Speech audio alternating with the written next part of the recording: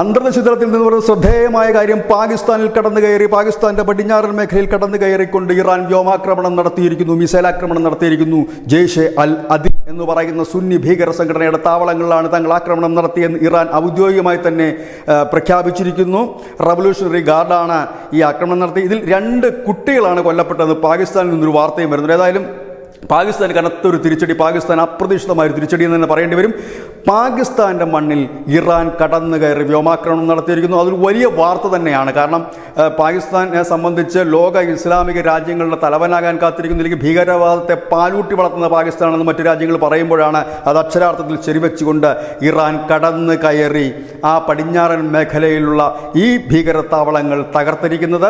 ഏതായാലും ഒരു വലിയ വാർത്തയാണ്. പാകിസ്ഥാൻ ഇത് സ്ഥിരീകരിച്ചു കഴിഞ്ഞിട്ടുണ്ട്. പാകിസ്ഥാൻ പറയുന്നത് ഈ വ്യോമാക്രമണം ജനവാസ മേഖലയിലായിരുന്നു, 2 കുട്ടികളാണ് കൊല്ലപ്പെട്ടതെന്ന് പറയുന്നത്. ഏതായാലും എസ് ജയശങ്കർ കഴിഞ്ഞ ദിവസം ഇറാനിൻ്റെ നേതാക്കളെ കണ്ടു മടങ്ങിയതിന് തൊട്ടു പിന്നാലെ ഇറാൻ്റെ ഈ ആക്രമണം ഏറെ ചർച്ചയായി മാറുന്നു. News desk news India Malayalam.